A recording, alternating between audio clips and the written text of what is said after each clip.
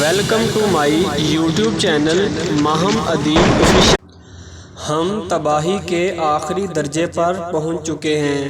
آج کے اس دور میں یونیورسٹی اور کالج کا خطرناک ماحول اور مخلوط تعلیمی نظام ہمارے معاشرے پر بری طرح اثر انداز ہو رہا ہے۔ آج کا مخلوط تعلیمی نظام اپنے ساتھ ساتھ خطرناک نتائج چھوڑ کر جا رہا ہے۔ یونیورسٹی میں بڑھتی ہوئی یورپی فضا کی لہر اس حد تک پھیل گئی ہے جس کو قابو کرنا ناممکن سا ہو گیا ہے۔ پاکستان میں چھوٹی کلاسز سے مخلوط تعلیمی نظام کا آغاز کر کے بچوں کی ذہن سازی کر دی جاتی ہے تاکہ جوان ہو کر کوئی مشکل پیش نہ آئے کہ ہم آزاد خیال لوگ ہیں۔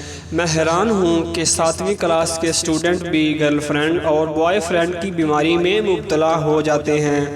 کالج اور یونیورسٹی میں گرل فرینڈ ایک عام اور معمولی سی بات سمجھی جاتی ہے۔ کسی کی عزت کے ساتھ کھیلنا، ان کی تصاویر دوستوں کے ساتھ شیئر کرنا، ڈیٹ پر جانا، رومانس کرنا، ان باتوں کو اب صرف گپ شپ سمجھا جاتا ہے۔ میں حیران ہوں کہ مرد عورت کی عزت تک اتنی آسانی سے کیسے پہنچ جاتا ہے۔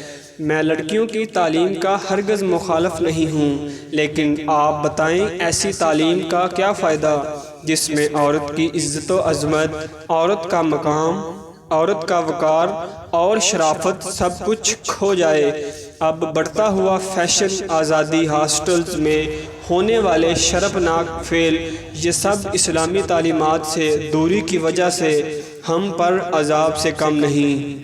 پاکستانی انڈین ڈرامے ان کی راہ مزید ہموار کر رہے ہیں۔ میں والدین پر حیران ہوں، اللہ ہی جانے ان کو کیا ہو گیا ہے۔ جان بوجھ کر اندھے، بہرے اور گونگے بن چکے ہیں۔ سنا ہے پہلے والدین اپنی اولاد پر مکمل نگاہ رکھتے تھے اور اولاد بھی والدین کا سہارا بن جاتی تھی، خوب خدمت کرتے اور دعائیں لیتے تھے، مگر اب والدین قصوروار ہیں، اپنی ہی اولاد کو جہنم کے گڑھے میں پھینکنا چاہتے ہیں۔ اب والدین نے اولاد کو آزادی دے دی ہے، نتیجے کے طور پر اولاد اپنے بوڑھے والدین کو اولڈ ہاؤس میں ہی بھیجنا پسند کرتے ہیں، کیونکہ بری تربیت کی وجہ سے وہ اپنے ہی والدین کو اپنے اوپر بوجھ سمجھنا شروع کر دیتے ہیں۔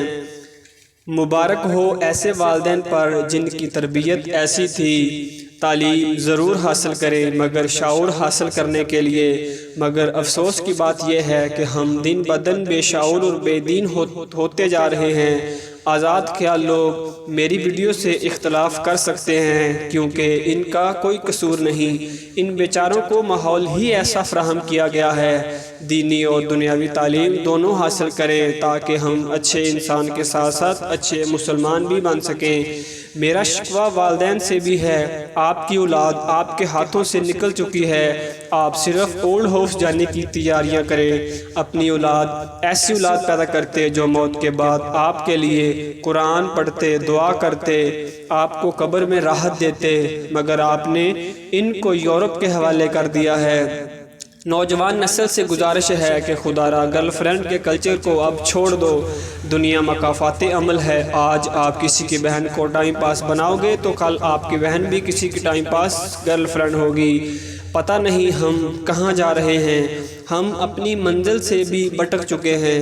دیندار لوگوں سے نفرت کرنا، ان کو حقیر سمجھنا، اسی وجہ سے کافر بھی ہنستے ہیں کہ مسلمان اپنے طور طریقے چھوڑ کر ہمارے طریقے اپنا رہے ہیں۔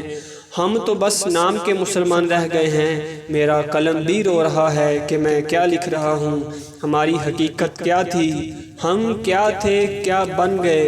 مولا ہمارے حال پر رحم فرمائے، آمین۔